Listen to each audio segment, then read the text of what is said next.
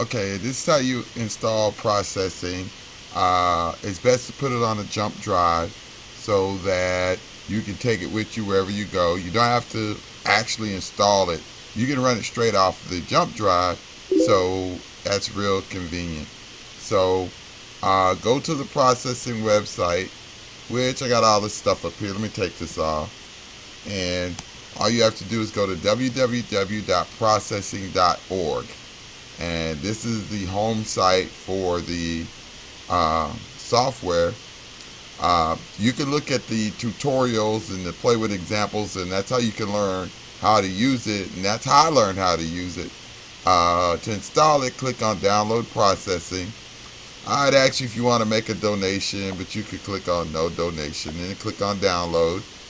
And then whatever version you run, if you have a Mac, choose the Mac. If you have a Windows, most machines now have the 64-bit version of Windows. So if you've got the 64-bit versions of Windows 8, definitely choose the 64. If you're not sure, I think the 32-bit works on either one. But choose the 64-bit. Okay. And you can download it. But I actually already downloaded it, so we don't have to wait on the video. But click here, and here's my jump drive, and I just downloaded it to the root directory of the jump drive right here. And so it downloaded it into this zip file right here. So I'm going to click cancel, but you click save so that you save. And it takes about 2 or 3 minutes, depending on if your internet is fast or not, to save it. Once you save it, it's going to be in a zip file, so you have to unzip it. And so on most versions of Windows, you can just right click on the zip file and then click on extract, and here's the extract file, and then just click on extract, and it'll extract everything. And again, it'll take about 2 or 3 minutes for it to extract everything. And when you finish extracting everything, you'll end up with this one, which is a folder with your processing implementation. And again, that's on the zip drive. So you just take that zip drive, or that jump drive, excuse me, and stick it in any computer, go to the folder and find the jump drive, and then click on processing. And once you click on processing,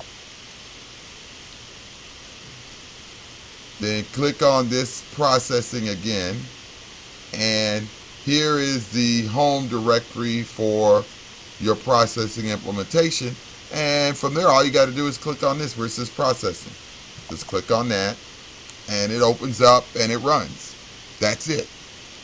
You don't have to do any other installs. It doesn't install anything on the actual computer you had the jump drive in. It'll save everything on the jump drive itself.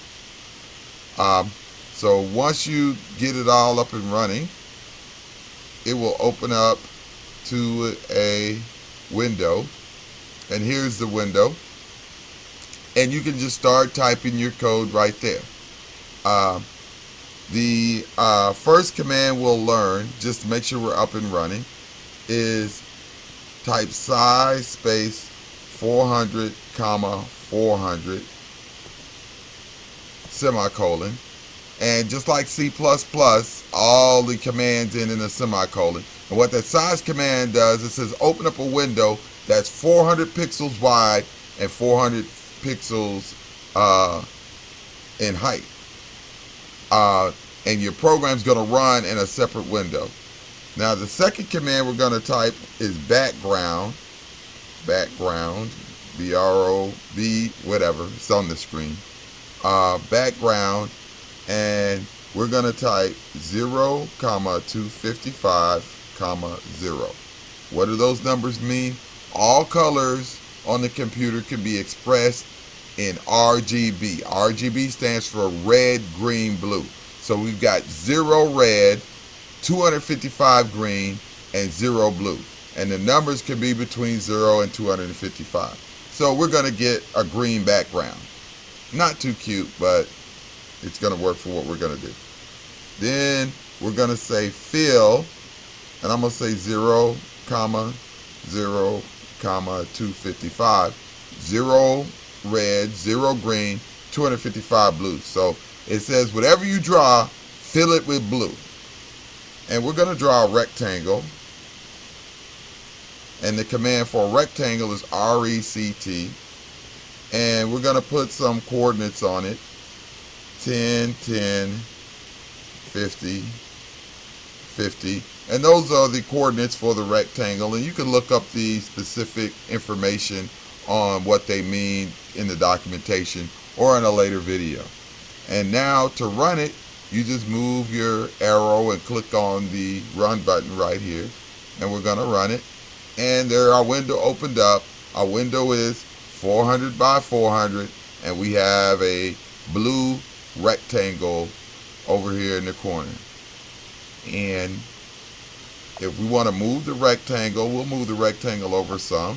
And we'll put 50 right here. And I'll put 30 right here. And we'll run the program again. And you see the rectangle is over to the right some and is down some. When you're finished with running the program, you can always click on the stop button, and that's how it stops. Okay, that's where I'll end this video, because this video is just to get you up and running. But I'm going to give you links to other videos that shows you how to do lots of other stuff. And I'm also going to make a couple other videos that will go over a few other basic commands so we can learn how to do some fun stuff using processing. But most of the statements and syntax is exactly the same as C++.